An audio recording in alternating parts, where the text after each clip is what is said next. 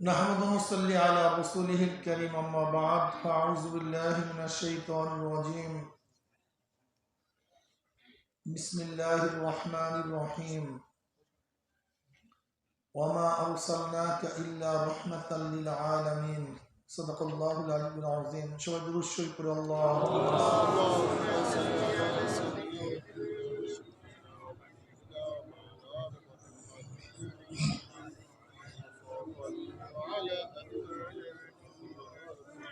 अल्लाहुम्मा सल्ली अला सय्यिदिना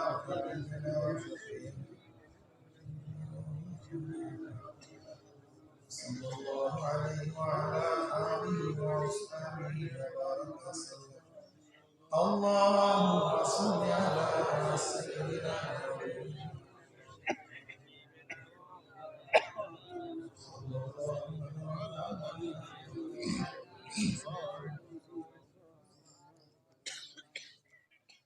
আল্লাহ পাকের শুকর যে মাওলাই কারীম দীর্ঘ রাত্র পর্যন্ত আপনাকে আমাকে দুনিয়ার কাজে ব্যস্ত না রেখে, গুনার মধ্যে লিপ্ত না রেখে, কোরআন ও হাদিসের মজলিস, আলেম ওলামা, মুমিন মুত্তাকিন, জাকিরিন শাকিরিনদের গুরুত্বপূর্ণ এক দামি মজলিসে আসার, বসার, বলার, শোনার তৌফিক আল্লাহ পাক দান করছেন। শুকরিয়া তান সবাই বলে আলহামদুলিল্লাহ। মজলিস অনেক গুরুত্বপূর্ণ, অনেক দামি। আমাদের শায়খ ও মুর্শিদ নব্বরুল্লাহ মারকাদাহ আমরা বলতেন, বাবা, কোন ব্যক্তি হক্কানি উলামায়ে কেরামের বয়ান শোনার জন্য যদি বাড়ি থেকে রওনা করে, বয়ান শেষে আখির মোনাজাত দিয়ে বাড়িতে চলে যায়, তার আমল নামায় 50 লক্ষ নেকের কাম লিখাই হতে পারে না। আল্লাহ দাইফুল মাইয়াশা, আল্লাহ পাক রব্বুল আলামিন ইচ্ছা করলে 50 লক্ষ কেন 50 কোটি নেক দিয়ে দিতে পারেন। সুবহানাল্লাহ। নেক দেওয়ার মালিক কে? আল্লাহ। কাজে মাওলার কাছে দোয়া করি, মাওলা হে, যেহেতু মাহফিলে নিয়েই আসছেন, আমাদের খালি আমল নামাকে নেকের দ্বারা পূর্ণ না করিয়া কাউকে এখান থেকে বিদায় দিয়ে দিন। আমিন। আল্লাহুম্মা আমিন। আল্লাহুম্মা আমিন। আমি এখানে আসছি চরমনার দিকে দাওয়াত দেওয়ার জন্য নয়, আমাদের সংগঠন করার জন্য নয়। এখানে আসছি কোরআন ও হাদিসের দাওয়াত দেওয়ার জন্য, ইসলামের দাওয়াত দেওয়ার জন্য। তবে হ্যাঁ, ইসলাম পালন করার জন্য দরকার একটা প্ল্যাটফর্ম, একটা মার্কাজ, একটা জায়গা। বহুত মার্কাজ, বহুত প্ল্যাটফর্ম আছে, এর মধ্যে চরমনায় একটা প্ল্যাটফর্ম। যেমন এটা ব্রাহ্মণ মাদ্রাসা, স্থায়ী মাদ্রাসা, ব্রাহ্মণ মাদ্রাসা, স্থায়ী মাদ্রাসা, যেখানে সব সময় ছাত্র থাকে, প্রতিদিন ক্লাস হয়, উলামায়ে কেরাম প্রতিদিন দর্স ও তাদরিসের কাজে ব্যস্ত থাকেন। এটা হলো স্থায়ী মাদ্রাসা। আর অস্থায়ী মাদ্রাসা, ব্রাহ্মণ মাদ্রাসা, মাঝে মাঝে এলাকার লোকজন একত্রিত হয়ে সবাই চাঁদা দিয়ে, এয়ানত দিয়ে এরকম বড় এক মাহফিলের আয়োজন করে, যেখানে মুসলমান মুমিনরা আসে, উলামায়ে কেরাম থেকে বিভিন্ন জায়গার থেকে নিয়ে আসে। কেন? দর্স ও তাদরিসের জন্য, নসিহত শোনার জন্য, আমাদেরকে দিনের কিছু কথা শুনান, যেন আমরা দিনদার হতে পারি, নেককার হতে পারি। ব্যাস, বয়ানও শেষ, মাদ্রাসাও শেষ, ঠিক না? কিন্তু ওখানে স্থায়ী মাদ্রাসা ওটা থাকবে, কালকেও দর্স চলবে, আর এখানে আজকে শেষ, এরপর আর দর্স হবে না, ঠিক না? আমরা দ্বীনের তালিম দেওয়ার জন্য আসছি, আল্লাহওয়ালা হওয়ার জন্য আসছি, দ্বীন শিখার জন্য আসছি। আর দ্বীন ওয়ান নাসিহা, বুখারীর মধ্যে রওয়ায়াত আছে, নবী আলাইহিস সালাতু ওয়াস সালাম ফরমান, আর দ্বীন ওয়ান নাসিহা, নসিহতের নামই দ্বীন, উপদেশের নাম দ্বীন। যতদিন উপদেশ থাকবে, নসিহত থাকবে, ততদিন দ্বীন থাকবে, নসিহত থাকবে না, দ্বীনও থাকবে না। এর জন্যই বেঈমানরা এই নসিহতের মজলিসগুলি বন্ধ করার জন্য চক্রান্ত করে। ওরা জানে ওরা আমাদের চেয়ে অনেক বেশি জ্ঞানী, অনেক বেশি গবেষক।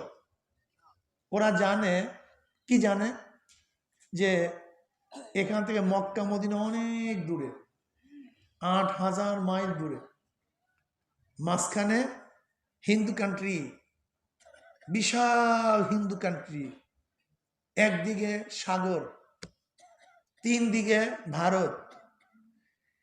এই এত বিশাল এক মাইলকে মাইল, 1000 মাইল পাড়ি দিয়ে এই পত্তলিকদের এক দেশ, এক কর্নারে এত মানুষ কলমা পড়লো কিভাবে? এত মানুষ মাথায় টুপি রাখলো কিভাবে? এত মানুষের মুখে দাড়ি কেন? এত মাদ্রাসা কেন? এত মসজিদ কেন? এত দিনের শক্তি কেন? এর কারণটা কি আপনি চিন্তা করছেন? করেন নাই। কেন কলেমার দাওয়াত এখান থেকে শুরু হয় নাই, কলেমার দাওয়াত শুরু হয়েছে মক্কার থেকে, আরব থেকে, ঠিক না? কিন্তু এখানে এত মানুষ দিনদার কেন, নেককার কেন, আল্লাহওয়ালা কেন, এত দিনের পাগল কেন? এরা চিন্তা করছে ঘটনা কি, কারণ কি? খুঁজতে খুঁজতে দেখে ও কিছু আল্লাহওয়ালা পীর বুজুর্গ তারা কলেমার দাওয়াত নিয়ে দেশে আসছে। কি দাওয়াত? কোন ডক্টর না, স্কলার ঠেস্কলার না, আসছে আল্লাহওয়ালা দিনদার নেককার। এরা দিনের দাওয়াত নিয়ে আসছে। কে? মাইনুদ্দিন চিশতি রহমতুল্লাহ আলাইহি। মাইনুদ্দিন চিশতি রহমতুল্লাহ আলাইহি একার হাতে 1 কোটি হিন্দু মুসলমান হয়ে গেছে। আসছে কে? শাহজালাল ইয়ামানি রহমতুল্লাহ আলাইহি, রাজা গৌর গাবন্দের তক্ত তাউসকে তসনস কইরা কলেমার পতাকা উড্ডয়ন করে ফেলাইছে। আসছে কে? হাজী ওলিউল্লাহ মুহাদ্দিস দেহলভী রহমতুল্লাহ আলাইহি। এই দেশে প্রথম হাদিসের দর্স তিনি প্রদান করেছেন। তার ছেলে শাহ আব্দুল আজিজ সাহেব রহমতুল্লাহ আলাইহি, তার ছেলে আব্দুল কাদের সাহেব রহমতুল্লাহ আলাইহি, তার ছেলে শাহ ইসমাইল সাহেব রহমতুল্লাহ আলাইহি, রফিউদ্দিন সাহেব রহমতুল্লাহ আলাইহি, এরা দিনের দাওয়াত দিস। আসছে কে? হাজী ইমদাদুল্লাহ মুহাজির মক্কি রহমতুল্লাহ আলাইহি, তার শাগরেদ কাসিম নাওয়াতুল রহমতুল্লাহ আলাইহি, রশিদ আহমদ গঙ্গুই রহমতুল্লাহ আলাইহি, থানবী রহমতুল্লাহ আলাইহি। এদের মাধ্যমে দাওবান মাদ্রাসা তৈরি হয়েছে, দিনের দাওয়াত ছড়িয়ে পড়ছে। কি আসছে? মুজাদ্দিদ আল ফিসানি রহমতুল্লাহ, যে মুজাদ্দিদি তরিকা, মুজাদ্দিদ আল ফিসানি রহমতুল্লাহ আলাইহি, যিনি বাদশাহ আকবরের দ্বীন ইলাহিকে তছনছ করে দিচ্ছে। বাদশাহ আকবরের ছেলে জাহাঙ্গীরকে অ্যারেস্ট করছে, অ্যারেস্ট করার পরে তাকে মুসলমান বানাইছে। বাদশাহ জাহাঙ্গীর পরবর্তীতে পাক্কা একজন মুসলমান হয়ে গেছে। মুজাদ্দিদ আল ফিসানি রহমতুল্লাহর কাছে বয়াত গ্রহণ করেছে। আপনারা অনেকেই জানেন, অনেকেই জানেন না। বাদশাহ আকবর দ্বীন ইলাহি নামে এক নতুন ধর্ম আবিষ্কার করছে। জগা খেসুরি, খ্রিস্টান, হিন্দু, ইহুদি এই সব ধর্মের থেকে নিয়ে একটা জগা খেসুরি ধর্ম স্থাপন করছে, কায়েম করছে, যার নাম দ্বীন ইলাহি। জোরে বলেন নাউযুবিল্লাহ। এখন ইসলামকে তছনছ করে দিছে। বাদশাহ আকবর মারা যাওয়ার পরে তার ছেলে বাদশাহ জাহাঙ্গীর তার বাবার অনুকরণ করা শুরু করছে, অনুসরণ করা শুরু করছে। মুজাদ্দিদ আল ফিসানি রহমতুল্লাহ আলাইহি আক্রমণ করছে, হস্তক্ষেপ করছে, বাদশাহ জাহাঙ্গীরকে অ্যারেস্ট করছে। বাদশাহ জাহাঙ্গীর মুজাদ্দিদ আল ফিসানি রহমতুল্লাহ আলাইহির কাছে বয়াত গ্রহণ করছে, তওবা করছে। তওবা করার পরে পাক্কা এক মুসলমান হয়ে গেছে। এমনকি কেমন মুসলমান হয়েছে? বাদশাহ জাহাঙ্গীর স্ত্রী নূরজাহান একদিন বেডরুমে মাথা আশ্রাইতে ছিল, হঠাৎ এক হিন্দু পাগল সেখানে ঢুকে গেছে। যেহেতু তার খাস কামরা হিন্দু ঢুকছে, এক পুরুষ ঢুকছে যাকে চিনে না, সে আঘাত করছে, সে মারা গেছে। লোকটা হিন্দু ছিল। যে মারা গেছে তার পরিবার পরিজন বাদশাহ জাহাঙ্গীরের কাছে বিচার দায়ের করছে যে আমার অমুককে মেরে ফেলছে। দেখেন, বাদশাহ জাহাঙ্গীরের জন্য, একজন বাদশাহ জাহাঙ্গীর স্ত্রীর জন্য একজন মানুষ মারা কোনো ব্যাপারের মধ্যেই ছিল না। আগেকার নবাবদের কত ঘটনা আমরা শুনছি, জমিদারদের কত কাহিনী শুনছি, কত মানুষকে মারছে, কৈফিয়ত জিজ্ঞাসা করার ক্ষমতা কারোর নাই। সেখানে তৎকালীন জমানার পুরা পাগড় উপমহাদেশের সম্রাট বাদশাহ জাহাঙ্গীরের স্ত্রী কাউকে হত্যা করবে এরকম ব্যাপারের মধ্যে পড়ে, এরকম ব্যাপারের মধ্যে পড়ে না। লেকিন মুসলমান যখন হয়ে গেছে তখন ব্যাপার আছে। এখানে কার স্ত্রী কোন ব্যক্তি কে করছে দেখার বিষয় না, যে জালেম তার বিরুদ্ধে সরকার থাকে, যে মাজলুম তার পক্ষে সরকার থাকে। কথা ঠিক না? জালেমের বিরুদ্ধে মাজলুমের পক্ষে, এটা হলো ইসলাম। বাদশাহ জাহাঙ্গীরের কাছে যখন কেস দায়ের করছে নূরজাহানের বিরুদ্ধে, তার পরমা সুন্দরী স্ত্রী, অনেক মোহাব্বত করত বাদশাহ জাহাঙ্গীর নূরজাহানকে, কিন্তু যেহেতু কেস দায়ের হয়ে গেছে কিচ্ছু করার নেই, ডাকছে আসো। সাক্ষী প্রমাণের ভিত্তিতে দেখছে না ঠিকই তার স্ত্রী হত্যা করছে। এবার বাদশাহ জাহাঙ্গীর রায় দিয়ে দিয়েছে যে হত্যার পরিবর্তে আমার স্ত্রীকে হত্যা করে দাও। ইসলাম কি জিনিস বুঝেন? ইসলাম, হিন্দুর অভিভাবকরা আশ্চর্য হয়ে গেছে। তখন তারা বলতেছে না, আমরা মাফ করে দিই। যে ব্যক্তি ঢুকছে সে স্বাভাবিক মানুষ ছিল না, পাগল ছিল, তাকে মাফ করে দেন। এরপরে যখন অভিভাবকরা তাকে মাফ করছে, এই নূরজাহান বেঁচে গেছে, নাহলে কারবার শেষ হয়ে গেছিল। এই হলো ইনসাফ, আদালত, এর নাম ইসলাম। ইসলাম বুঝিও না, জানিও না, জানাইতেও পারি না। সমস্যা এখানে। এখানে যারা আছেন অনেক ইসলাম সম্পর্কে জানেন না। অনেকে মনে করবে যে ইসলাম ক্ষমতা আসে হিন্দুদের কি অবস্থা, খ্রিস্টানদের কি অবস্থা। ওরে বোকা, তুই ইসলাম সম্পর্কে না জানার কারণেই প্রশ্ন করো। ইসলাম সম্পর্কে জানলে প্রশ্ন তোর মাথার মধ্যেই আসতো না।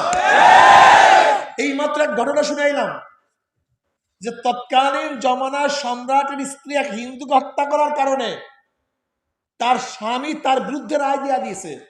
এর নাম ইসলাম। আজকে যে বাবরি মসজিদ দেখছেন, এই বাবরি মসজিদ বানাইছে কে? বাদশাহ আলমগীর। এটা বাবর বানায় নাই, বাদশাহ আলমগীর। কিভাবে?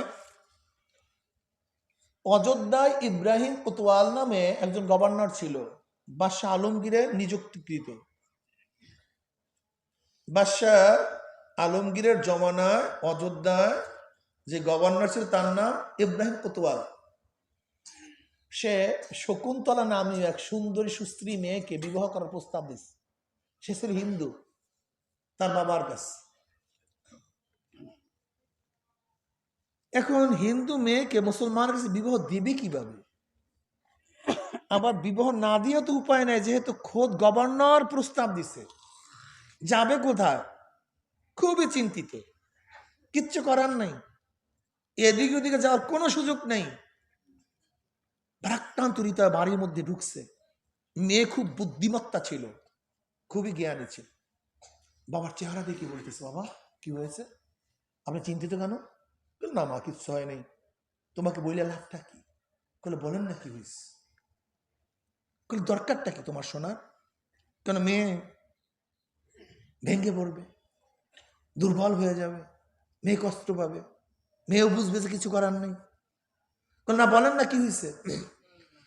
দেখো এই এলাকার গভর্নর তোমাকে বিবাহের প্রস্তাব দিচ্ছে, কিন্তু আমি হিন্দু মানুষ, তার কাছে বিবাহ দেই কিভাবে? আপনি কোনো টেনশন করবেন না, আমি যা বলি তাই শোনেন। কি? আমার জন্য পুরুষদের পোশাক নিয়ে আসেন এবং তেজ রফতাটা ঘোড়া নিয়ে আসেন। পুরুষদের পোশাক নিয়ে আসেন এবং দ্রুতগামী এক ঘোড়া নিয়ে আসেন। বাদশাহ আলমগীর জিন্দাপুর রহমতুল্লাহ আলাই প্রতি শুক্রবার দিল্লির জামে মসজিদে নামাজ পড়ার পরে নিজের কানে প্রজাদের কথা শুনত, নিজের কানে। শকুন্তলা পুরুষের পোশাক পরে চেহারাকে আবৃত করে পুরুষের লাইনে দাঁড়ায় গেছে। বাদশাহ আলমগীর রহমতুল্লাহ আলাই শুনতেছেন, এই বলতেছে, শুনতেছেন, এই বলতেছে, শুনতেছে। যখনই শকুন্তলার কাছে গেছে, অমনি শকুন্তলা একটা চিঠি হাতে ধরায় দিছে। বাদশাহ আলমগীর রহমতুল্লাহ আলাই তার চেহারার দিকে তাকাইয়ে বুঝতে পারছেন এটা পুরুষ না মহিলা। চক্ষুকে নিম্নগামী করলেন, পকেট থেকে রুমাল উঠাইলেন, হাতে মধ্যে আবৃত করছেন, চিঠি তার থেকে গ্রহণ করছে। পড়িয়া ঘটনা দেখছে যে তার উপর জুলুম চলতেছে। তার নিযুক্তিকৃত গভর্নর বিবাহ করা প্রস্তাব দিচ্ছে। আর দেরি নেই, যাও আমি আসতেছি। বাদশাহ আলমগীর রহমতুল্লাহ আলাই ঘরের মধ্যে না ঢুকে সোজা অযোধ্যার দিকে রওনা করছে। সোজা ইব্রাহিম কোতোয়াল আসো, ডাকছে সবাইকে। শকুন্তলার বাবাকে ডাকছে। সাক্ষী প্রমাণের ভিত্তিতে প্রমাণিত হয়েছে, হ্যাঁ সে প্রস্তাব দিয়েছে। ঘটনা কি? তোমাকে তো হিন্দু মেয়ে বিবাহ করার জন্য এখানে পাঠাই নেই, অপকর্ম করার জন্য পাঠাই নেই, শাসন করার জন্য পাঠিয়েছি। তুমি অপকর্ম করবা, সমস্ত দোষ পড়ে মুসলমানদের, তোমাকে আর ছাড় দেয়া যাবে না। ছাড় দেয়া কিসের মন্ত্রী আর কিসের গভর্নর, কিসের কি, ছাড় দেওয়ার কোনো সুযোগ নেই। এবার জিন্দা পীর আলমগীর রহমতুল্লাহ আলাই কি করলেন? হাতির দুই পায়ের মধ্যে ইব্রাহিম কোতলার পাও বেঁধে সমস্ত মানুষের সামনে তাকে হত্যা করছে। যা ইতিহাস হয়ে থাকুক, যেন মুসলমান গভর্নরকে বিচার করে, তারা বিচারের ঊর্ধ্বে নয়। এরকম যে না তাকে বিচার করা যাবে, ব্যাপারটা এরকম না। আইনের ঊর্ধ্বে না, তারা আইনের আওতায়। কি কথা ঠিক না? বাস এবার আলমগীর রহমতুল্লাহ আলাই শকুন্তলার বাসায় গিয়ে 2 রাকাত নামাজ পড়ছে, তাদের জমিতে গিয়ে যায় নামাজ বিছায়, এবং বলছে আমাকে 1 গ্লাস পানি দাও। পানি পান করছে। শকুন্তলার বাবা প্রশ্ন করছে, ঘটনা কি? আপনি মনে হয় যেন অনেক আগেই পানির পিপাসা ছিল, কি পানি কি পান করেন নাই? তাহলে না, আমি আল্লাহর কাছে কসম খেয়েছিলাম যতক্ষণ পর্যন্ত বিচার করতে না পারবো ততক্ষণ পর্যন্ত 1 ঢোক পানি আমি পান করব না। বিচার করতে পারছি, পানি পান করছি, শুকরানা 2 রাকাত নামাজ আদায় করছি। এই বিচারে সন্তুষ্ট হয়ে শকুন্তলার বাবা বলছে, যেখানে আপনি নামাজ পড়ছেন আজীবন কিয়ামত পর্যন্ত আপনার মাযহাবের লোকেরা এখানে নামাজ পড়বে, মুসলমানরা মুমিনরা নামাজ পড়বে, আমি আমার জায়গাকে মসজিদে ওয়াকফ করে দিলাম। ওই শকুন্তলার বাবার অক্ষুকৃত জমির মধ্যে আলমগীর রহমতুল্লাহ আলাই, জিন্দা পীর আলমগীর রহমতুল্লাহ আলাই মসজিদ করছেন। সেই মসজিদের নাম বাবরি মসজিদ। ওইটার নিচে বাবর জন্মগ্রহণ করেন, পায়ও নাই, লেকিন বিচার হয়েছে মুসলমানদের বিরুদ্ধে। সেখানে স্থাপনা ছিল না, মুসলমানের বিরুদ্ধে বিচার হয়েছে। যেহেতু ইসলামী একমাত্র ন্যায় বিচার প্রতিষ্ঠিত করে, অন্য কেউ ন্যায় বিচার প্রতিষ্ঠিত করতে পারে না। যেখানে বাদশাহ আলমগীর রহমতুল্লাহ ন্যায় বিচার করার জন্য মসজিদ হয়েছিল, আর সেই অবিচারের কারণে আজকে সেই মসজিদ ধ্বংস হয়েছে। আজকেও যে সুপ্রিম কোর্ট ন্যায় বিচার করতো, তাহলে মসজিদ ধ্বংস হইতো না। মসজিদ স্থাপিত হয়েছিল ন্যায় বিচারের কারণে, আর মসজিদ ধ্বংস হয়ে গেছে অন্যায় বিচারের কারণে। এই বাদশাহ আলমগীর রহমতুল্লাহ আলাই 50 বছর শাসক ছিলেন, সম্রাট ছিলেন। কত বছর?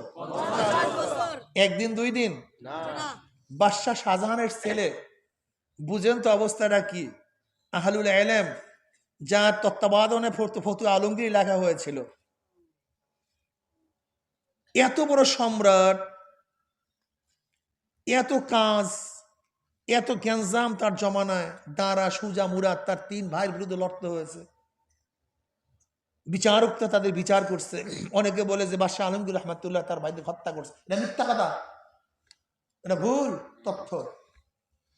বরং দারা, সুজা, মুরাদ অন্যায় করার কারণে তাদের বিরুদ্ধে কেস দায়ের হয়েছে। কেস দায়ের হওয়ার পরে বিচারক তাদেরকে হত্যার রায় দিছে। আমি কথাটা বুঝতে পারছি? দেখবেন ঐতিহাসিক কি লেখে? বাদশাহ আলমগীর ক্ষমতার জন্য এই পাশ্চাত্য ইতিহাস সবসময় একটু আল বাজায় লেখে, একটু খোসা দিয়া লেখে। কি লেখছে? যে বাদশাহ আলমগীর তার ক্ষমতাকে পাকাপুক্ত করার জন্য তার 3 ভাইকে হত্যা করছে, তার বাবাকে বন্দী করছে। একটাও সত্য না, সবগুলোই ভুল। বাদশাহ আলমগীর রহমতুল্লাহ আলাই তার ভাইদেরকে হত্যা করে নাই, বরং তার বিরুদ্ধে, তাদের ভাইয়ের বিরুদ্ধে কেস দায়ের হয়েছে। বিচারকরা দেশদ্রোহীর কারণে হত্যার রায় প্রদান করছে। এটা তার দোষ না, এটা বিচারকদের কাজ। এ তো শাসক, কিন্তু আবেদ কেমন? আবেদ কেমন শোনেন। আজকে যারা ঝামেলার মধ্যে নামাজ কাজা করেন, একটু ঝামেলা হইলি তাকবিরুল্লাহ কামাই দেন, একটু ঝামেলা হইলি জামাতে যান না। অথচ বাদশাহ আলমগীর রহমতুল্লাহ আলাই 50 বছরের পাক ভারত উপমহাদেশের সম্রাট, এই জায়গারও সম্রাট ছিলেন তিনি, এই এলাকার সম্রাট ছিলেন তিনি, এই বিশাল সাম্রাজ্যের সম্রাট ছিলেন তিনি। এই গোটা এরিয়া, এই পাকিস্তান বলেন, পূর্ব পাকিস্তান বলেন, পশ্চিম পাকিস্তান বলেন, এইদিকে আপনার যে মিয়ানমার, রোহিঙ্গা, এই তার ভাই বুরাত কিন্তু এখানেই ছিল, ওখানে শাসক ছিল, ওরা তখন মুসলমানদের আন্ডারে ছিল। এই বিশাল এক এরিয়ার সম্রাটের অবস্থা কি? তার ওস্তাদ মোল্লা জিউন, তার পীর শায়েখ মোল্লা জিউন রহমতুল্লাহ আলাই ইন্তেকালের পূর্ব মুহূর্তে ঘোষণা দিয়েছিলেন, আমার নামাজের জানাজার ইমামতি ওই ব্যক্তি করবে যার আসরের আগে 4 রাকাত নফল নামাজ কোনোদিন কাজা হয় নাই।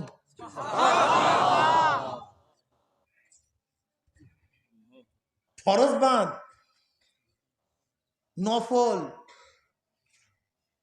80 একজন এখানে যারা বলতে পারি জীবনে নামাজ কাজা হয় নাই।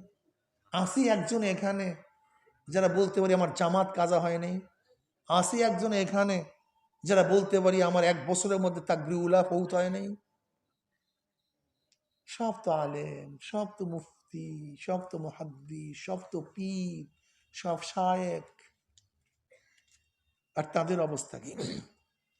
তাদের অবস্থা কি?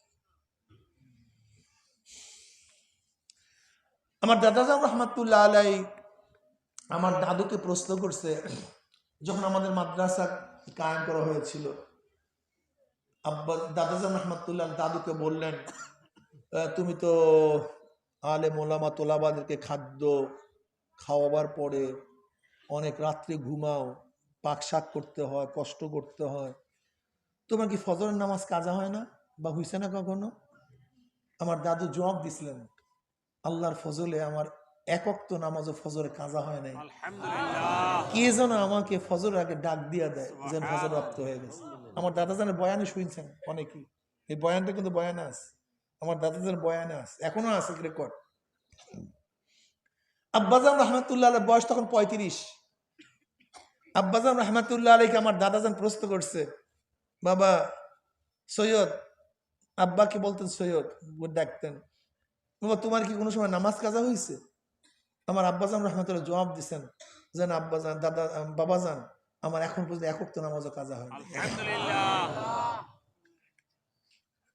মোল্লা জিউর রহমতুল্লাহ আলাই ওসিয়াত করলেন, আমার জানাজার ইমামত ওই ব্যক্তি করবে যার মধ্যে আমল আছে। মোল্লা জিউর রহমতুল্লাহ আলাইর কাফির সামনে হাজির, লক্ষ লক্ষ মানুষ উপস্থিত। বাদশাহ আলমগীরের পীর, ওই জমানার সবচেয়ে বড় ইমাম, সবচেয়ে বড় আলেম, বাদশাহ আলমগীর রহমতুল্লাহ এলান করলেন, কি আছেন? আমার শায়েখ যেই ব্যক্তির ওসিয়াত করছেন নিশ্চয়ই সে আছেন, সেই ব্যক্তিকে জলদি আসেন, ইমামতি করেন। কেউ সাহস পায়নি, কেউ সাহস পায়নি। তখন বাদশাহ আলমগীর রহমতুল্লাহ বলছিলেন, আমার একটা আমল গোপন ছিল, কেউ জানতো না, আজকে আমার শায়েখ সেটা প্রকাশ করে গেছেন। এইবার তিনি সেই নামাজের মুসাল্লায় দাঁড়ায় গেছিলেন। শিক্ষার বিষয় ভাই, ওলামা তোলাবা, আমাদের অবস্থা কি বলেন? মহীশূরে জামে মসজিদ স্থাপন করেছিল টিপু সুলতান, হায়দারের ছেলে, হায়দারের ছেলে টিপু সুলতান। মহীশূরে বিশাল এক জামে মসজিদ স্থাপন করছে। সেখানে সম্রাট ছিলেন তিনি মসজিদ বানাবার পরে ঘোষণা দিয়েছেন যে সাহেবে তার তীব্রা এরকম ব্যক্তি প্রথম জুমার নামাজ পড়াবে, মানে নামাজ কাজা নাই, যার জন্মায় কাজা করে নাই এমন ব্যক্তি জুমার নামাজ পড়াবে। কেউ সামনে আসে না, সাহস নাই কাউ, নামাজ কাজা হয় নাই এরকম দাবি করতে পারে না। তখন যেই ব্যক্তি প্রথম মহীশূরের জামে মসজিদে জুমার ইমামতি করেছিলেন সেই ব্যক্তিকে এই টিপু সুলতান রহমতুল্লাহ আলাইহি। টিপু সুলতান শুধু বীর, শুধুই কি যোদ্ধা, শুধুই কি খ্রিস্টানদের বিরুদ্ধে লড়ছেন, অথচ আজকে দেখা যায় জানোয়াররা, খ্রিস্টানের দালালরা টিপু সুলতান রহমতুল্লাহ ছবি দেয় দাড়ি ছাড়া, মোসলা, সম্পূর্ণ খ্রিস্টানদের দালালি, শয়তানি। টিপু সুলতান রহমতুল্লাহ জীবনে দাড়ির মধ্যে পুঁছি লাগান নাই, অথচ দেখা যায় তার ছবি দেয় দাড়ি ছাড়া। এই শয়তানরা, আপনি চিন্তা করতে পারছেন শয়তানের অবস্থাটা কি? সব জায়গায় ষড়যন্ত্র, সব জায়গায় ষড়যন্ত্র চলতেছে, ইসলামকে ধ্বংস করার চক্রান্ত চলতেছে। কিভাবে চক্রান্ত চলতেছে আপনি জানেন? এই দুই একটা ঘটনা বলতেছি শোনেন। উলামায়ে হিন্দ কা শানদার মাজি মুসান্নিফ 4 খন্ডে কিতাব লিখছে যে ব্রিটিশ উলামায়ে কিরামকে কি ক্ষতি করছে, ইসলামকে কি ক্ষতি করছে, মুসলমানদেরকে কি ক্ষতি করছে, অনেক কাহিনী লিখছে যে বাংলার মধ্যে ৮০,০০০ মাদ্রাসাকে ধ্বংস করছে ব্রিটিশ, দিল্লির মধ্যে ১,০০০ মাদ্রাসাকে ধ্বংস করছে, ৮০,০০০ আলেমদেরকে হত্যা করছে, শহীদ করছে, চাকরি চর থেকে শুরু করে খায়বার পর্যন্ত ১৪,০০০ আলেমদেরকে ফাঁসিতে ঝুলাইছে, হাজার হাজার লক্ষ লক্ষ আলেমরা হিজরত করতে বাধ্য হয়েছে, বহুত মুসলমানদেরকে রক্ত ঝরাইছে, খুন করছে, বহুত মা বোনদেরকে ধর্ষণ করছে, হাজারো বাচ্চাদেরকে হত্যা করছে, হাজারো মুসলমানদেরকে পোড়াইয়া মারছে, বহুত ঘটনা লিখছেন। তারপরে তিনি কি বলেন, শেষে গিয়া বলেন এই যত ক্ষতি করছে এর মধ্যে সবচেয়ে বেশি একটা ক্ষতি করছে ব্রিটিশ মুসলমানদেরকে, সবচেয়ে বেশি একটা ক্ষতি করছে। সেটা কি 200 বছর পর্যন্ত ব্রিটিশ আস্তে আস্তে সোলো পয়জন বলা হয় না, সোলো পয়জন বুঝেন, আস্তে আস্তে কাজ করবে। দেখবেন আপনি ঠিকই আছেন, কিন্তু আস্তে আস্তে দেখবেন হাতে বল পান না, পায়ে শক্তি থাকে না, মাথায় কাজ করে না, শরীর দুর্বল হয়ে যায়, এর নাম সোলো পয়জন না? ব্যাস। ব্রিটিশ কি কাজটা করছে? ব্রিটিশ কাজটা করছে 200 বছর পর্যন্ত সোলো পয়জন আস্তে আস্তে মুসলমানদের মাথার মধ্যে ঢুকেইছে। সেটা কি? আমার কাজ সিয়াসাত মুক্ত, আমার কাজ সিয়াসাত মুক্ত, আমার কাজ রাজনীতি মুক্ত, আমার মাদ্রাসা বলেন, আমার বয়ান, আমার দল, আমার পীর মুরিদি, আমার কাজ। আপনি বলতেন হুজুর এটা ব্রিটিশ ঢুকায় কিভাবে? এটা তো বুজুর্গের আলামত। কেউ যদি বর্তমানে বুজুর্গ হইতে হয় এটা তো তার জন্য শর্ত, রাজনীতি মুক্ত জীবন গড়া। রাজনীতি মুক্ত জীবন ছাড়া তো সে আল্লাহর ওলি হইতে পারে না, বুজুর্গই হইতে পারে না। আর আপনি এইটা বলছেন ব্রিটিশ ঢুকাইছে আমার মাথায়, এটা কেমন কথা বললেন হুজুর? অথচ উলামায়ে হিন্দ কা শানদার মাজি কি বলেন, 200 বছর পর্যন্ত আস্তে আস্তে ব্রিটিশ এটা আমাদের মাথায় ঢুকাইছে। কি আপনি আশ্চর্য হয়ে গেছেন না? ব্যাপারটা উল্টা হয়ে গেছে না? উল্টা হয় নাই? আসলেও কি ব্রিটিশ ঢুকাইছে? আসলে ব্রিটিশ ঢুকাইছে। কারণটা কি বলেন তো? কারণটা কি শোনেন, উনি বলতে চান, বুঝাতে চান, এইমাত্র বলছে হাজারো লক্ষ আলেমদেরকে হত্যা করছে, পাক ভারত উপমহাদেশের কোটি কোটি আলেম তৈয়ার হয়ে গেছে, সমস্যা নাই। ৮০,০০০ ৮১,০০০ মাদ্রাসা ধ্বংস করছে, এই বাংলার মধ্যে লক্ষ লক্ষ মাদ্রাসা তৈয়ার হয়ে গেছে, কোনো অসুবিধা নেই। হাজারো মুসলমানকে হত্যা করছে, কিন্তু লক্ষ লক্ষ মুসলমান জন্মগ্রহণ করছে, কোনো সমস্যা নাই। মুসলমানের বাড়িঘর পোড়ায় দিছে, এখন হাজারো মুসলমানদের বড় বড় বিল্ডিং উঠা গেছে, কোনো সমস্যা নাই। লেকিন 200 বছর পর্যন্ত মাথার মধ্যে যে সোলো পয়জনিং করছে, তার দ্বারা আমাদের গলার মধ্যে চিরতরের জন্য গোলামির রশি লাগাই দিচ্ছে। তাহলে কারণটা কি? যে রাজনীতি করে সে রাজা হয়, আর যে রাজনীতি করে না সে গোলাম হয়। যে রাজনীতি করে সে চেয়ারে বসে, আর যে রাজনীতি করে না সে নিচে বসে। যে রাজনীতি করে সে নেতা হয়, আর যে রাজনীতি করে না সে অনুসারী হয়। তার মানে আমি রাজনীতি মুক্ত, আমি গোলাম, তুই রাজনীতি যুক্ত, তুই হলো বাদশা। অর্থাৎ আমাদের গলার মধ্যে জীবনের জন্য গোলামির, তোদের মাথার মধ্যে এমন টেনশন ঢুকায়া দেব, তুই এই চিন্তাই করবি না সিংহাসনে বসার। ব্যাপারটা কেমন? যেমন বাদ্যা আছে না, বাদ্যা কি বলেন, মানে বাদ্যা বলেন না? কোথায় থাকে? কোথায় থাকে? ওই বাদ্যার বাবাই কি করছে? কথা বলেন না কেন? দাদায় তার তালই, তার আগে তার আগে তার আগে, তার মানি ওইটাই মাথার মধ্যে ঢুকাই দিস। এর থেকে বের হওয়ার সুযোগ, এর থেকে বের হওয়ার, ওই নৌকা বা নৌকায় চল, নৌকায় থাক, এর চেয়ে বেশি তোর মাথার মধ্যে চিন্তা করার কোনো সুযোগ নাই। ঠিক আমাদের মাথার মধ্যে এমন একটা জিনিস ঢুকায় দিছে, আমার বাবার ওই চিন্তা, দাদার ওই চিন্তা, তার আগে ওই চিন্তা, তার আগে ওই চিন্তা, তার আগে ওই চিন্তা, তার আগে ওই চিন্তা। গোলামের বাচ্চা জীবনবার গোলামি কর, বাদশাহী করার সুযোগ দেখবি না। গোলামের বাচ্চা গোলামি কর, আবার বাদশা হইতে চাও?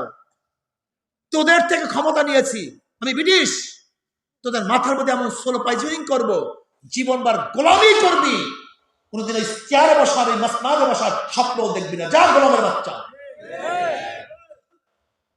অথচ আমরা ছিলাম বাদশা। এখন চিন্তাই নাই বাদশাহী করার, বরং এইটাকে এখন নাপাক মনে করি, নাজায়েজ মনে করি। ওই যে আস্তে বাদ্দাদের মতো ঢুকাইছে, আমি যার দর্শে বসছি তার মাথার মধ্যে এইটা, সে তার দর্শে বসছে মাথার মধ্যে এইটা, সে তার দর্শে বসছে মাথার মধ্যে এইটা, সে তার দর্শে বসছে মাথার মধ্যে একই তো, ব্যাস। অথচ আমার নবী ছিলেন বাদশা, যারা সর্বশ্রেষ্ঠ নবীর পরে আবু বকর সিদ্দিক রাদিয়াল্লাহু তাআলা আনহু, তিনিও ছিলেন বাদশা। আবু বকরের সর্বশ্রেষ্ঠ ব্যক্তি ওমর ইবনে খাত্তাব, তিনিও বাদশা। ওমরের সর্বশ্রেষ্ঠ ব্যক্তি ওসমান গনি, তিনিও বাদশা। ওসমানের সর্বশ্রেষ্ঠ ব্যক্তি আলীউল মুর্তজা, তিনিও বাদশা। অথচ আমার মাথার মধ্যে চিন্তাই নাই যে আমি বাদশা হব। আমার ইসলাম বাদশাহী করবে, দ্বীন বাদশাহী করবে, নবীর উম্মতরা বাদশাহী করবে, নবীর আদর্শ বিজয় হবে, এই চিন্তা আমার মাথার মধ্যে নেই। বুঝেন সোলো পয়জনিং কেমন বুঝাইছে? কত কঠিন, অনেক কঠিন। এটাকে বুজুর্গি বানায় ফেলিস। এটা কি বানাইছি? বুজুর্গি বানাইস।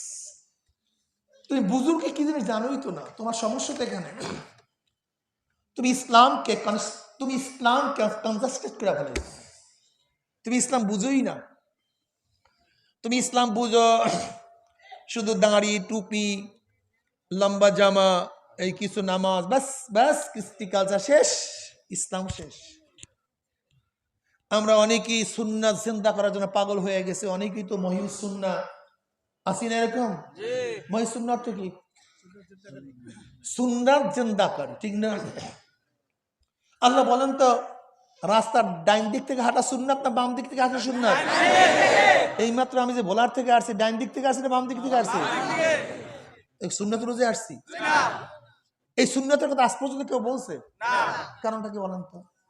দাস্তারখানের সুন্নাতের কথা বলছে, প্লেটের ভাত খাওয়ার সুন্নাতের কথা বলছে, এই টুপির সুন্নাতের কথা বলছে, জামার সুন্নাতের কথা বলছে, কিন্তু যেই সুন্নাতটা সবাই প্রতিদিন করি, এই সুন্নাতের কথা বলেন, এই কারণটা কি? আপনাকে একদিন চিন্তা করছেন? ঘটনা কি? এই সুন্নাতের কথা কেউ বলবে না। কারণটা কি?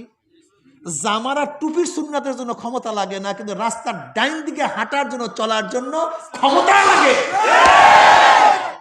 এই জন্য এই সুন্নাতের কথা কেউ বলবে না। ভাত খাওয়ার সুন্নাতের কথা শুনছেন না? ওঠার সুন্নাত, মসজিদে ঢোকার সুন্নাত, কিন্তু ম্যাজিস্ট্রেট করে বিচারকদের কোনো সুন্নাত নাই। এই সুন্নাতের কথা কোনোদিন শুনছেন? নাকি সুন্নাত নাই সেখানে? সুন্নাত মানে বোঝেন আত-তরিকাতুল মাসলুকাতু ফিদ-দ্বীন, দ্বীনের রাস্তা যার উপর মুসলমান চলে, মুমিন চলে, তাই নবীর গোটা জিন্দেগিটাই তো সুন্নাত। নবীর গোটা জিন্দেগি অনুযায়ী চলার নামই তো সুন্নাত। অথচ সুন্নাত করতে করতে আমরা ভাবছি শুধু টুপি দাড়ি এইটাই সুন্নাত। অথচ নবী আলাইহিস সালাতু ওয়াস সালামের জিন্দেগির 23 বছরের জিন্দেগি অনুযায়ী চলার নামই কি? সুন্নাতের জিন্দেগি। এর নাম হলো সুন্নাতের জিন্দেগি। তাই ম্যাজিস্ট্রেট করে আল্লাহ নবীর কোনো সুন্নাতের জিন্দেগি নাই। কিন্তু আজ পর্যন্ত কারণ শুনছেন ওলামায়ে কেরামের মুখে এইভাবে ম্যাজিস্ট্রেট করে চালানো সুন্নাত, এইভাবে জজ করে বিচার করা সুন্নাত, এইভাবে হাইকোর্টে বিচার করা সুন্নাত, এই করে সুপ্রিম কোর্টে বিচার করা সুন্নাত, সংসদ এইভাবে রায় পেশ করা, এইভাবে আইন প্লেস করা, এইভাবে বিল স্থাপন করা সুন্নাত। এই বয়ান শুনছেন কোনোদিন? অনেক সুন্নাত নাই না?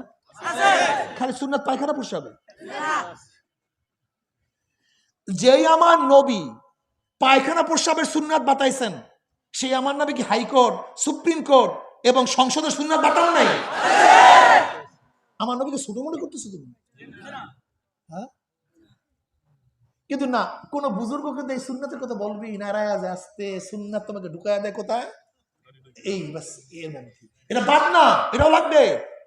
আমার আর এক দল আছে, ওই শুধু সংসদের সুন্নাত পালন করতে চায়, দাড়ির সুন্নাত বাদ দিস, টুপির সুন্নাত বাদ দিস, জামার সুন্নাত বাদ, এটাও গলত, এটাও গলত। গলত এইটাও, এইটাও গলত। কেউ শুধু সংসদের সুন্নাত পালন করতে চায়, নিজের সুন্নাত বাদ, আর কেউ শুধু নিজের সুন্নাত পালন করতে চায়, সংসদের সুন্নাত বাদ। এই দুইটাই গলত। আর যে উভয় সুন্নাত পালন করতে চায় সে হলো হক। সব জায়গায় সুন্নাত চলবে আল্লাহর নবী। আমার নবী জ্ঞানী না জ্ঞানী না? কেমন জ্ঞানী? হ্যাঁ, আউয়াল আখিরের যত ইলম সব আমার নবীকে আল্লাহ পাক দান করছে। আমার নবী সবচেয়ে বেশি জ্ঞানী। আচ্ছা, Socrates, Plato, Aristotle, Montesquieu, Rousseau, Locke, Karl Marx, Mao Tsetung, Abraham Lincoln, ওরা যদি সংসদ চালাবার জ্ঞান দিতে পারে, তা আমার নবী সেখানে ফেল করবে? বেয়াকুব। যদি বড় বড় ইয়াহুদ এবং খ্রিস্টান নাস্তিকরা ম্যাজিস্ট্রেট কোর্ট চালাবার নিয়ম বাতাতে পারে, হাইকোর্ট চালাবার নিয়ম বাতাতে পারে, সুপ্রিম কোর্ট চালাবার নিয়ম বাতাতে পারে, সংসদ চালাবার নিয়ম বাতাতে পারে, তা আমার নবীর এই জ্ঞান নাই। বরং কেমন জ্ঞান তা জানো? জানোই তো না। সমস্যা এখানে, গোটা দুনিয়ার মধ্যে কোন রাষ্ট্রবিজ্ঞানীরা প্রথম লিখিত সংবিধান পাশ করতে পারে নাই। গোটা দুনিয়ার কেউ না। এইমাত্র যাদের নাম বললাম একজনও না। গোটা দুনিয়ার মধ্যে সংসদ কিভাবে চলবে, রাষ্ট্র কিভাবে চলবে, এই লিখিত সংবিধান পেশ করছে আমার নবী জনাবে মুহাম্মদ রাসূলুল্লাহ সাল্লাল্লাহু আলাইহি ওয়াসাল্লাম। আমার নবী, অন্য কেউ না। কেউ না। না সোশ্যালিজম, না ক্যাপিটালিজম, না কমিউনিজম, না ডেমোক্রেসি, কেউ না, কেউ না, না সেকুলার। একমাত্র আমার নবী প্রথম লিখিত সংবিধান পেশ করছেন গোটা দুনিয়ার মধ্যে। অথচ এই সুন্নাত পালন করার জন্য কেউ একদিন চিন্তাও করি না মাথার মধ্যে, আরে আমার নবী এইটা করছেন, আমরা করলাম কি, করতেছি কি? চিন্তা তো করা উচিত, সাধনা তো করা উচিত। কি কথা ঠিক না? আমার মাওলা কি চেষ্টা দেখবে না বাস্তবায়ন দেখবে? কি দেখবে? চেষ্টা দেখবে, চেষ্টা। আমাদের কাজ হলো সাধ্য অনুযায়ী চেষ্টা করা, বাস্তবায়ন করা আমাদের দায়িত্ব না। ঈশার নামাজ পড়ছেন? কথা বলেন না কেন? কবুল হয়েছে? পড়লেন কেন? পড়লেন কেন? বাস, এইটা আমার দায়িত্ব। এটা কবুল হয়েছে কি হয়নি এটা আমার দায়িত্ব না। আমার কাজ হলো আল্লাহ পাক, আল্লাহর রাসূল যেইভাবে নামাজ আদায় করার জন্য বলছে ওইভাবে আদায় করার চেষ্টা করা। যেইভাবে বলছে এইভাবে উযু কর, এইভাবে কিরাত পড়, এইভাবে দাঁড়া, এইভাবে রুকু কর, বাস আমার কাছে চেষ্টা করা। কিন্তু কবুল হবে কি হবে না এটা আমার দায়িত্ব না। আমার কাজ চেষ্টা করা, কবুল করার দায়িত্ব কার? ঠিক আমারও কাজ দিন বাস্তবায়নের চেষ্টা করা, দিন হবে কি হবে না আমার দায়িত্ব না, বাস্তবায়ন করবে কে? বুঝো না কেন? তোমার চেষ্টা নাই কেন? চেষ্টা নাই কেন? চেষ্টা করলে কামিয়াব হয়ে যাওয়ার, চেষ্টা না করলে কামিয়াব হবে না। চেষ্টা করো, চেষ্টা করলেই কারবার শেষ। চেষ্টা করলেই আল্লাযীনা জাহাদু ফীনা লানাহদিয়ান্নাহুম সুবুলা, সাধনা করো, আল্লাহকে পাওয়ার বহুত রাস্তা আমার মাওলায় খুলে দেবে। ঠিক না? তাহলে আমাদের মাথার মধ্যে কে ঢুকাইছে? এবার আমার বুঝে আসছে তো ভাই? কি বুঝে আসছে? এটা ব্রিটিশের চাল যে আমাদেরকে গোলাম বানাবার। কিন্তু আমরাও বুঝা পারিছি ও ব্রিটিশ শয়তান। তুমি ব্রিটিশ যতই হও না কেন, আমাদের কাছে কোরআন আছে, কিতাব আছে, তারিখ আছে, ইতিহাস আছে, আমরা সব দেখবো, পড়বো, শুনবো। যখন তুমি আমার মাথার মধ্যে এটা ঢুকাইয়াই ফেলাইছো, আমি আমার মাথা থেকে এটা ঝাড়িয়া ফেলাইয়া দেব। আল্লাহর জমিনে আল্লাহর হুকুমত কায়েম করার জন্য সাধ্য অনুযায়ী চেষ্টা করবই করবো ইনশাআল্লাহ। রাজি আছেন ইনশাআল্লাহ? শোনেন, খুব ভালো মতো বুঝেন, খুব ভালো মতো বুঝেন। এই যে আল্লাহু আকবার দিছেন, এই আল্লাহু আকবার খুব মারাত্মক এক জিকির, অনেক দামি। এই আল্লাহু আকবার মনের মধ্যে বসাবার জন্যই আল্লাহ পাক কত সুন্দর প্ল্যান করছেন। প্ল্যানটা বুঝেন? বলেন তো, নামাজ এই সে আজান শুরু হয় কিভাবে? আবারও আবারও আবারও নামা আজান শেষ, আল্লাহু আকবার, আল্লাহু আকবার, লা ইলাহা ইল্লাল্লাহ। নামাজের দাঁড়ান কি বলিয়া? রুকুতে যান, সেজদায় যান, সেজদার থেকে ওঠেন, আবারও। কারণটা কি এতবার আল্লাহু আকবার করবেন? একদিন চিন্তা করছেন? এই আল্লাহর বরকত কলবের মধ্যে বসাও, ভালো মতো বসাও। বড়কে আলা কুল্লি শাই, সব দিকে কে বড়? আইন দেওয়ার দিক থেকে কে বড়? মারার দিক থেকে কে বড়? রেজেক দেওয়ার থেকে কে বড়? সম্মান দেওয়ার দিক থেকে কে বড়? বিজিত করার দিক থেকে কে বড়? আলা কুল্লি শাই, সব সব দিক থেকে কে বড়? এর জন্য কত সুন্দর প্ল্যান। আল্লাহু আকবার, আল্লাহু আকবার, আল্লাহু আকবার। মসজিদে আল্লাহু আকবার, মসজিদের বাহিরে মাউশুতুন আকবার। মসজিদে আল্লাহু আকবার, মসজিদের বাহিরে কালমার্স আকবার। মসজিদে আল্লাহু আকবার, মসজিদের বাহিরে মাউশুতুন আকবার। মসজিদে আল্লাহু আকবার, মসজিদের বাইরে সোশ্যালিজম আকবার, ক্যাপিটালিজম আকবার, কমিউনিজম আকবার, ডেমোক্রেসি আকবার, সেকুলার আকবার, অমুক নেতা আকবার। যদি আকবরই না হয়, বড়ই না হয়, তাকে মানছো কেন? বড় ভাইটাই তো মানছো। ছোটকে কেউ মানে কাকে? তা তুমি ওইটাকে ভালো মনে করছো দেখেই তো ইসলামকে মানো নাই, কারণ ইসলামকে বড় মনে করো নাই, এর জন্য তো মানো নাই। তুমি ইসলাম বুঝো, কঠিন চেষ্টা থাকা চাই। আমি একটা প্রশ্ন করি, দেখেন তো জবাব দেন। আওয়ামী লীগের স্টেজে এক ব্যক্তি 1 ঘন্টা বক্তৃতা করছে, এর মধ্যে 59 মিনিট 50 সেকেন্ড শেখ সাহেবের প্রশংসা করছে। কয় মিনিট ভাই? আর বাকি আছে 1 ঘন্টার কতটুক? এই 10 সেকেন্ড জিয়াউর রহমান সাহেব প্রশংসা করছে। কোনো সমস্যা আছে? কিসের সমস্যা? মাত্র আবার বিএনপির স্টেজে এক ব্যক্তি 59 মিনিট 50 সেকেন্ড জিয়াউর রহমান প্রশংসা করছে, 10 সেকেন্ড আওয়ামী লীগ প্রশংসা। কি কোনো অসুবিধা আছে? এক ব্যক্তি স্বাধীনতা দিবসে 59 মিনিট 50 সেকেন্ড বাংলাদেশের পক্ষে কথা বলছে, মাত্র 10 সেকেন্ড পাকিস্তানের ভালো প্রশংসা করছে, ঠিক আছে না? অসুবিধা আছে বলো? কি সমস্যা ভাই? কি একজনের স্ত্রী তার স্বামীকে 24 ঘন্টা প্রশংসা করছে, মাত্র 10 সেকেন্ড এই পাশের বাড়ির যুবকটার প্রশংসা করছে, কোনো সমস্যা নেই, ঠিক আছে? সমস্যা কি? আবার এক স্বামী স্ত্রীর সামনে তার স্ত্রী অনেক প্রশংসা করছে, কিন্তু কিছু পরে 5 সেকেন্ড একটা মেয়ের খুব প্রশংসা করছে, স্ত্রীর কাছে কোনো খারাপ লাগছে কিছু? কারণটা কি? কি বুঝলেন? বুঝলেনটা কি বলেন তো?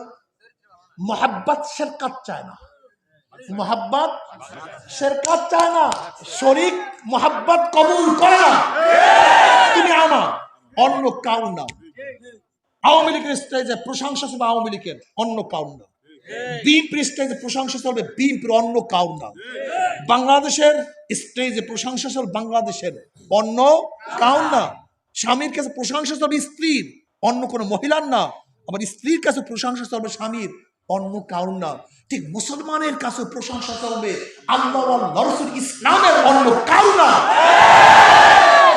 মুসলমানের মুখেও যখন সক্রেটিসের প্রশংসা চলে, এরিস্টটলের প্রশংসা চলে, ডেমোক্রেসির প্রশংসা চলে, সেকুলারের প্রশংসা চলে, যদিও তোমাকে কেউ বাদ দেয় না, যদি দুনিয়ার দৃষ্টি থেকে বাদ না পড়ো, কিন্তু আল্লাহর দৃষ্টি থেকে বাদ পড়িয়া যাও, সহজ মনে করিও না। আলহামদুলিল্লাহ রাব্বিল আলামিন। যত প্রশংসা কার জন্য? তোমার এক মুখে মসজিদে আল্লাহ প্রশংসা করছো, আলহামদুলিল্লাহ রাব্বিল আলামিন। সমস্ত প্রশংসা কার জন্য? তা মসজিদের বাইরে কার প্রশংসা করো? বলে ডেমোক্রেসি ছাড়া শান্তি আসবে না, গণতন্ত্র বাইরে শান্তি আসবে না, ধর্ম নিরপেক্ষতার বাইরে কোন আইন মানি না, অমুক আমার নেতা। ইসলামের অবস্থা কোথায়? রাগটা করছেন নাকি? আজকে ক্ষিপ্ত হইয়া জম্মের মতো তাদের দল করি না, আমার কিছু আসে যায় না। লাস্তা আলাইহিম বিমুসাইতির, মানাবার জন্য আসি নাই, শোনাবার জন্য আসছি। কিসের জন্য? মানো আর না মানে তুমি বুঝবা, আর তোমার মাওলাই বুঝবে। জজ সাহেব পিয়নকে পাঠাইয়া দিছে নোটিশ নিয়ে, আমরা বসন্ত ওখানে। জজ সাহেব পিয়ন পাঠাইয়া দিছে নোটিশ নিয়া, জমিদার বাড়ি। কার বাড়ি? জমিদার সাহেব ভাব সাহেব বলছে, খবরদারে পিয়ন, তোর নোটিশ আমি রাখবো না, তুই কে, বের হ। অমনি পিয়ন বলতে, জমিদার সাহেব তুমি নোটিশ রাখো অথবা নাই এরকম আমার দেখার বিষয় না। 5 জন 10 জন লাকিয়া লোক ডাকিয়া জমিদার বাড়ি সাহেবের দল দেওয়ালের মধ্যে নোটিশ টানায় রাখছে। পিয়ন বলতে আছে, এ জমিদার সাহেব তোমার বাড়ির দরজায় আমি নোটিশ টানায় রাখলাম, এখন তুমি জজ করে যাও অথবা নাই যাও, তুমি বুঝবা, তোমার জজ বুঝবে। কি কথা ঠিক না? ঠিক আমরাও পিয়ন হিসাবে আসি নোটিশ জারি করাবার জন্য। ইসলাম অনুযায়ী চলো, দিন অনুযায়ী চলো, যদি না চলো তুমি বুঝবা, তোমার মাওলাই বুঝবে।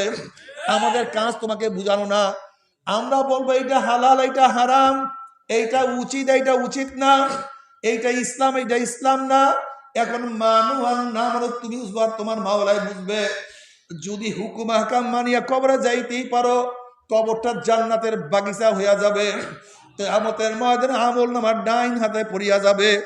ফাআম্মা মান উতিয়া কিতাবাহু বিয়ামিনিহি ফায়াকুলু হাউ মুকরাউ কিতাবিয়া ইন্নী যানানতু আন্নী মুলাকিন হিসাবিয়া ফাহুয়া ফি ঈশাতির রাদিয়া ফি জান্নাতিন আলিয়া কুতুফুহা দানিয়া কুলু ওয়াশরাবু হানিয়াম বিমা আসলাফতুম ফিল আইয়ামিল খালিয়া। যাদের আমল নামার ডাইন হাতে পড়িয়া যাবে, যেরকম ভালো রেজাল্ট করার পরে রেজাল্টের খবর নিয়ে দৌড়াদৌড়ি করে, মিষ্টির প্যাকেট নিয়ে দিকে দৌড় দেয়, ওইদিকে দৌড় দেয়। আব্বা শুনছো আমার রেজাল্ট কতই না সুন্দর, মা শুনছো আমার রেজাল্ট কতই না সুন্দর, আপু শুনছো আমার রেজাল্ট কতই না সুন্দর, বন্ধু শুনছো আমার রেজাল্ট কতই না সুন্দর। ঠিক কিয়ামতের ময়দানে যাদের আমল নামার ডাইন হাতে পড়িয়া যাবে, তারা বলবে, হাউ মুকরাউ কিতাবিয়া, দেখো দোস্ত আমার কত সুন্দর নামাজের আমল চলে আসছে, কত সুন্দর রোজার রেজাল্ট চলে আসছে, কত সুন্দর জিকিরের সোয়াব, কত সুন্দর দাড়ির সোয়াব, কত সুন্দর টুপির সোয়াব, কত সুন্দর দানের সোয়াব, দেখো আমার আমল নামা কতই না সুন্দর। আল্লাহ পাক রব্বুল আলামিন তাকে জান্নাতের ফয়সালা দিয়া দেবে। আল্লাহ তুমি কবুল করিয়া নাও।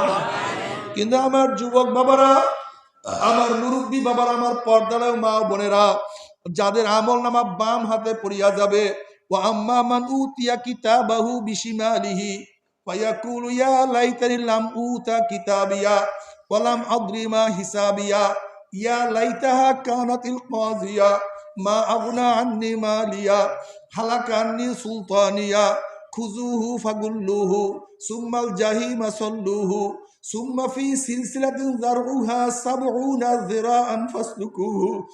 যাদের আমল নামা বাম হাতে পড়িয়া যাবে, বাম হাতটা সিনা ফাড়িয়া পিছন দিকে চলিয়া যাবে। ওই নাফরমান বলে ইয়া লাইতানি লাম উতা কিতাবিয়া, আফসোস যে আমি আমার আমল নামা না পাইতাম। এত নামাজ কাজা, এত রোজা ছাড়া, এত মদের গুনাহ, এত সুদের গুনাহ, এত গাজার গুনাহ, এত মিথ্যার গুনাহ, এত বেপরদার গুনাহ, এত জিনার গুনাহ। ইয়া লাইতানি লাম উতা কিতাবি, আফসোস যে আমি আমার আমল নামা না পাইতাম। ওয়ালাম আদরি মা হিসাবিয়া, আরে যদি আমার হিসাব নিকাশ না হইতো, কবর যে আমার শেষ ঠিকানা হইয়া যাইতো, মৃত্যুই যে আমার শেষ হইতো, কিয়ামতের মাঝে উঠতে না হইতো। এবার নাফরমান আফসোস করবে, মা আগনা আন্নি মালিয়া হালাকা আন্নি সুলতানিয়া, কোথায় আমার মাল, কোথায় আমার বাড়ি, কোথায় আমার গাড়ি, কোথায় আমার জমি, যেই মালের জন্য ফজরের পর নামতাম, রাত্রেও ঘুমাইতে পারতাম না, সারাদিন ব্যবসা ব্যবসা, চাকরি চাকরি, টাকা টাকা। মা আগনা আন্নি মালিয়া, যেই জমি ক্রয় করার জন্য কত টেনশন করছি, যেই বাড়ি করার জন্য কত টেনশন, টাকা কামাই করার জন্য জীবনটাকে ধ্বংস করিয়া ফেলাইছি, কোথায় আমার মাল, আমার মাল তো আমাকে কোনো উপকার করতে পারলো না। যে মেম্বার হওয়ার জন্য কত রাতকে রাত ঘুরছি, যে চেয়ারম্যান হওয়ার জন্য কত রক্ত ঝরাইছি, কত টাকা ব্যয় করছি, যে এমপি হওয়ার জন্য কত সাধনা করছি, মিনিস্টার হওয়ার জন্য কত ত্যাগ করছি, সভাপতি হওয়ার জন্য কত চেষ্টা সাধনা করছি, কই আমার ক্ষমতা, কই আমার ক্ষমতা কোনো উপকার করতে পারলো না, সবই তো হালাক হয়ে গেল। হাদিসের মধ্যে আসছে, নাফরমান আঙ্গুল থেকে চাবানো শুরু করবে, চাবাইতে চাবাইতে কোন পর্যন্ত চাবাইয়া বাসা বাসা করিয়া ফেলাইবে। আফসোস, মা আবনানি মালিয়া হালাকান্নি সুলতানিয়া। যখন নাফরমান আফসোস করতে থাকবে, আর তো উপায় নাই, কোথায় যাব, কি করব, কোন রাস্তা পাবে না, অমনি আমার মালা ডাক দিল, খুজুহু ফাগুল্লুহু, এ ফেরেশতারা নাফরমানকে ধর, ওকে বান্ধিয়া ফেলা।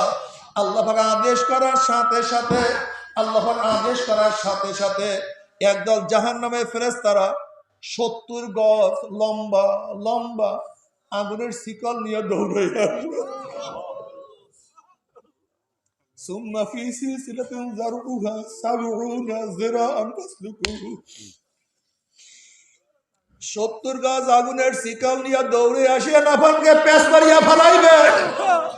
যেরকম কুকুরের পার মধ্যে রশি লাগাইয়া টানতে টানতে কুয়ার মধ্যে ফেলাইয়া দেয়, ঠিক নাফরমানদের হাত পার মধ্যে জাহান্নামের শিকল লাগাইয়া টানতে টানতে টানতে টানতে মিনওয়ার জাহান্নাম, জাহান্নামে নিক্ষেপ করবে, আর তোমরা সেখান থেকে উঠতে পারবে না। আল্লাহ আল্লাহ তুই আমাদের সবাইকে মাফ করিয়া দাও। বাবার জাহান্নামের মধ্যে যখন নিক্ষেপ করবে, 70 বছর পর্যন্ত জাহান্নামের নিচে যাইতেই থাকবে, যাইতেই থাকবে, যাইতেই থাকবে, আর তো কুল কিনারা খুঁজিয়া পাবে না। আল্লাহ আল্লাহ তুই আমাদের সবাইকে মাফ করিয়া দাও, আমাদের সবাইকে ক্ষমা করিয়া দাও। আল্লাহ তুমি সবাইকে মাফ করিয়া দাও। জাহান্নামের জ্বলতে জ্বলতে কলিজা শুকায়া যাবে, জিভরা শুকায়া যাবে, পানি পানি পানি করে চিল্লাইতে থাকবে, আল্লাহ তুমি মাফ করিয়া দাও। আল্লাহ পাক ডাক দিয়ে ফেরেশতারে, এই নাফরমানকে দুনিয়াতে কত নিয়ামত আমি ভোগ করাইছি, ওয়া ইন তাউদ্দু নি'মাতাল্লাহি লা তুহসুহা। আমার এত নিয়ামত খাইয়া লইয়া যারা আমার হুকুম মানে নাই, নামাজ পড়ার সুযোগ পায় নাই, রোজা রাখাকে কষ্টকর মনে করছে, রোজা রাখে নাই, দাড়ি কাটিয়া চেহারাকে সুন্দর করছে, হালাল হারাম তমিজ করিয়া খায় নাই, ওই নাফরমানদের জন্য ঠান্ডা জাতীয় ঠান্ডা পানির ব্যবস্থা রাখি নাই। লা ইয়াযুকুনা ফিহা বারদান ওয়ালা শারাবা ইল্লা হামিমা ওয়া সাকা জাযাআন ওয়িফাকা। আমি ওদের জন্য গরম পুজ এবং গরম পানির ব্যবস্থা রাখছি, আল্লাহ মাফ করিয়া দে। নবী আলাইহিস সালাতু ওয়াস সালাম ফরমান, ওই পুজ এত গন্ধ হবে, এত পচা হবে, দুনিয়ার কোন কর্নার থেকে এক বালতি পুজ দিয়ে ফালাইয়া দেওয়া হইতো, ওই এক বালতি পুজের গন্ধে গোটা দুনিয়ার মানুষ সব মরিয়া ফিনিশ হইয়া যাইত। আল্লাহ তুমি মাফ করিয়া দাও। আবার তা গরম হবে। নবী আলাইহিস সালাতু ওয়াস সালাম ফরমান, যখন নাফরমানের চেহারার সামনে পানি এবং পুজ নিয়ে আসা হবে, পানি এবং পুজের গরমে চেহারার চামড়াটা খুলিয়া সাফাত করিয়া পড়িয়া যাবে, এরপরও পানির তৃষ্ণা মিটবে না। যখন ডক ডক করে পানি এবং পুজ গিলিয়া খাইয়া ফেলাইবে, পেটের মধ্যে গিয়া নারী বুড়ি সব জ্বালাইয়া পুরাইয়া গলাইয়া পিছনের রাস্তা দিয়া জুপ জুপ করে ফেলাইয়া দিবে। আল্লাহ পাক কালামে পাকের মধ্যে ফরমান, লা ইয়ামুতু ফিহা ওয়ালা ইয়াহইয়া। মানুষ মরবেও না, মানুষ বাঁচবেও না, জীবন বাহির হবে কিন্তু বাহির হবে না। বাবা সহ্য করতে পারবি ওই জাহান্নামের এক সেকেন্ড আযাব কেউ তো সহ্য করতে পারবো না। আল্লাহ আল্লাহ তুই আমাদের সবাইকে মাফ করিয়াই দাও। আল্লাহ তুই আমাদের সবাইকে ক্ষমা করিয়াই দাও। মাফ না করিয়া কাউকে ডাক দিও না, ওই আযাব তো কেউ সহ্য করতে পারবো না। আল্লাহ আল্লাহ তুই আমাদের মাফ করিয়া দাও। তবে মুমিন মুসলমান বলতে সবাইরই মনে চায় গুনাহ থেকে ফিরিয়া নেক আমল করিয়া মাওলার জান্নাতে কিন্তু সবাইরই যাইতে মনে চায়। গুনাহ নিয়া মাওলার জাহান্নামে কাউরে কিন্তু যাইতে মনে চায় না। কিন্তু কেনই বা আমরা নেক আমল করতে পারি না, কেনই বা গুনাহর কাম ছাড়তে পারি না? এর মূল কারণ হলো আপনার এবং আমার পিছনে নফস এবং শয়তান লাগিয়া রইছে। এই নফস এবং শয়তানকে ফেরার জন্য যে কোনো একজন হক্কানি আল্লাহর ওলি হাতে হাত দিতে হবে রে বাবা। খবরদার, বর্তমান জমানায় পীর মুরিদের নামে ভেজাল, শিরক বিদআত হিংসা হাসাদে পরিণত হয়ে গেছে। সমস্ত আল্লাহর ওলির একমত, যেই পীরের 5 জন মুরিদের মধ্যে কম পক্ষে 3 জনকে দেখবা আলহামদুলিল্লাহ সুন্নাত মুআফিক আমল আকলাক মজবুত হয়ে যাইতে আছে, গুনার কাম ছাড়তে আছে, নেকের আমল ধরতে আছে, কলব নরম হইয়া চোখে পানি আসতে আছে। বৃক্ষতন নাম কি, ফলে পরিচয়। আমি চরমুনায় বুঝি না, চরমুনার দাওয়াত প্রশংসা প্রচার প্রসার করার জন্য আসি না রে বাবা। চরমুনায় যাওয়ার তোমার কোনো দরকার নাই, কোনো দরকার নাই, কোনো দরকার নাই। তুমি যার কাছে গিয়া পারো গুনার কাম ছাড়ো, নেকের আমল ধরো, কলম নরম করিয়া চোখে পানি নিয়ে মাওলার কবরে যাইও। যেরকম দুনিয়ার ঘরে আগুন লাগলে পানি ছাড়া নিভানো যায় না, ঠিক তদ্রুপ তোমার এবং আমার গুনার দ্বারা যে জাহান্নামের আগুন জ্বলিয়া রইছে, চোখের পানি ও ছাড়া কিন্তু জাহান্নামের আগুন নিভানো সম্ভব না। কাজী বাবা আমার জন্য দোয়া চাই, আমিও দোয়া করি, সবাই সবার জন্য প্রাণ খুলিয়া দোয়া করো, যেন কিয়ামতের ময়দানে গলা বলি বাঁধিয়া মাওলা একসাথে জান্নাতে যাওয়ার তৌফিক দিয়া দেয়। আল্লাহুম্মা আমিন, আল্লাহুম্মা আমিন। ও আমার পর্দালে মা বোনেরা, 2 হাত তুলিয়া মাওলার দরবারে কান্দো আর মাওলার কাছে মাপ চাও। কান্না না আসলে মনের ভিতরে মন, একদিন এই ঘরের দরজা দিয়ে নতুন বউ হইয়া উঠছিল রে মন। কত মেয়ে লোকে শরবত খাইছে, কত মেয়ে লোকে মাথা করছে, আমার একদিন এই ঘরের দুয়ার দিয়ে পড়ে আসিয়া ভাই হব। ছেলে কাঁদবে মামা করে, মেয়ে কাঁদবে মামা করে, ওরে মঞ্জুরা তোমার জীবন। আল্লাহ আল্লাহ কত আলেম ওলামাকে নিয়ে হাত করলাম, আল্লাহ কত সেনা দাঁড়িয়ে ভাইদেরকে নিয়ে হাত করলাম। আল্লাহ কত বেগুনার না বলে তালবেলে ভাইবে কিনে আব্দুল্লাহ মাওলানা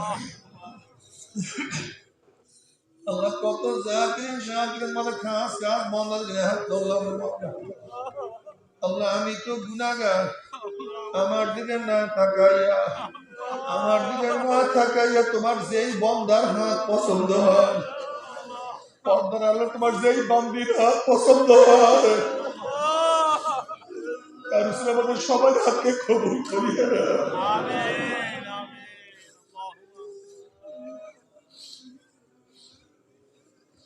মাহরুম করিও না কাউকে মাহরুম করিও না তোমার ওলিদের খাতার মধ্যে আমাদের নামটা উঠায় না তোমার ওলিদের সাথে আমাদেরকে হাসন নাচন করিও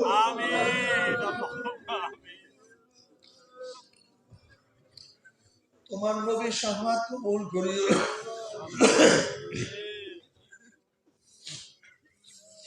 আল্লাহ আমার যুবক বাবাদেরকে কবুল করিও না আমার যুবক বাবাদেরকে কবুল করিও না আমার যুবক বাবাদেরকে কবুল করিও না আমার মুরব্বী বাবাদেরকে কবুল করিও না আমার মা বোনদেরকে কবুল করিও না আল্লাহ আমরা তারা হাত তুললাম জানি না কার মা নাই বাবা নাই স্ত্রী নাই সন্তান নাই দাদা নাই দাদু নাই নানা নাই নানু নাই আল্লাহ যত মোমেন মোমেনা যত মুজাহিদরা কবরে শুয়ে সবার কবরে আযাবকে মাফ করে দাও ইয়া আল্লাহ খাস আমাদের শাইখ মুর্শিদের কবরকে জান্নাতের বাগিচা বানায় দাও মা দাদা সব তামাম দুনিয়ার মাশায়েখদের মাকামকে জান্নাতের মধ্যে বুলন্দ করে দাও আমাদের আহলা আওলাদ তোমার খাস গোলাম মানুষের কবুল করে নাও রব্বানা হাব লানা মিন আজওয়াজিনা ওয়া যুররিয়্যাতিনা قرة أعين واجعلنا للمتقين إماما رب ارحمهما